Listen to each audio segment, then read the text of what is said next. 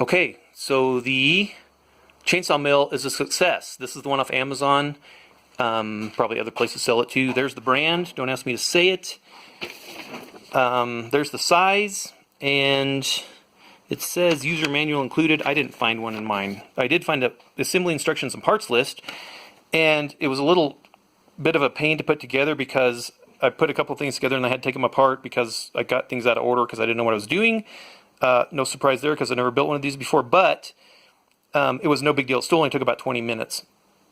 But realistically, you really don't need, if you're ambitious enough to be milling your own wood with a chainsaw, you can figure this out. Okay, so what I did was I just kind of looked at the diagram here and looked at this diagram and was able to figure out how it went together.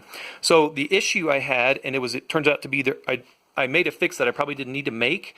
The fix was probably much easier than I needed to. So I'll show you what I'm talking about. This Husqvarna, this is an 18-inch bar on this. I think this will run up a 20-inch bar, up to a 20-inch bar. It's a 50 cc, I want to say, and the Husqvarna 545. So this is an altitude compensate. You can see there's no carburetor adjusting holes there. This is altitude compensate. I love it because I can cut wood here at 7,500 feet at my house, and I can go cut down trees at 11,000 feet and not have to touch a car. It just runs like a top, you know, everywhere. So I love it. But the issue is the bar is pretty narrow. And so what was happening was when I first tried this out is this part, the bar was slipping between these two clamps right here. These two clamps right here, this one and this one. So the bar was actually slipping away and these little pieces were hitting the chain. So I thought, well, maybe it's dirty. Maybe it's got oil on it. So I loosened them and I cleaned it, and then I tightened them down, and it still slipped, and it was hitting the chain and pushing the chain away, and that's no good, of course. And so I tightened them down more and tightened them down more, and I'm tightening them like way tighter than I'd ever want to. Felt comfortable. I thought I was going to break something, and it was still slipping. So what I did was I took it apart here. I took this piece off, and there's a hole in this bar. What I did was I drilled a hole through this piece right here. You can see this bolt. This is not a bolt that comes with it. This is a bolt I added. Drilled a hole here all the way through here.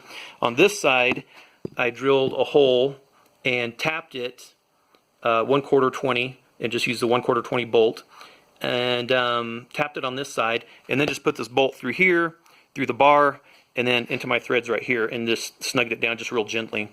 And then I went in and just put these on. I didn't have to tighten these down at all because it's not moving at all. And you can see that it's not slipping. My camera's not focusing very well, sorry, but that piece of metal right there isn't hitting the chain right there. Terrible focus, sorry about that. So a little bit easier to see on this side. So that's the bar that was slipping and hitting the chain. So now it's not hitting the chain at all.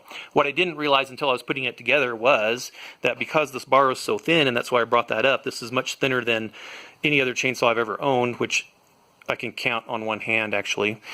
So, and I don't know the specifications on it, but it is super, super narrow. You can see how narrow it is, and I like that because it cuts very, very fast. It doesn't leave a big curve, but it does cut very fast. So the limiting factor actually turned out to be this piece right here, this guard on the end, okay? And this was restricting how far these two could be squeezed together with this bolt here and one on each end. So had I filed this piece of metal right here down on that side and on that side, that would have made it narrower. That would have allowed these bars to come together better, and it would have clamped on my chainsaw bar and been fine. Okay, so that was the fix that I should have done. The bolt's already in. I'll probably just continue to use that. If I get a 20-inch bar, it'll probably still have that same hole in it. I'll probably still use the same hole just as a backup, just to make sure it doesn't slip. Okay, so cool. If you do have a narrow bar, that may be the fix. Okay. So, loosened all the bolts. Getting this off is probably going to be a two-handed job.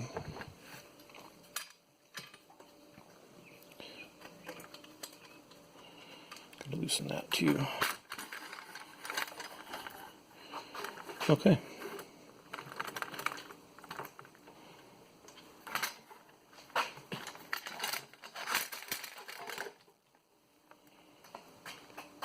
All right, so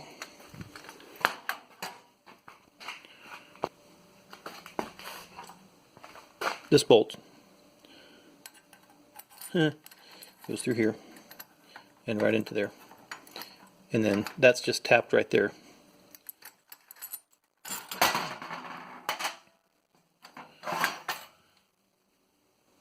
So I just tapped the inside, and I actually drilled it all the way through because I was worried if I wasn't able to tap it that I drilled it all the way through. That way I could drop a longer bolt through here down from the top and have it come through, and then put a nut on this end over here on that side right there.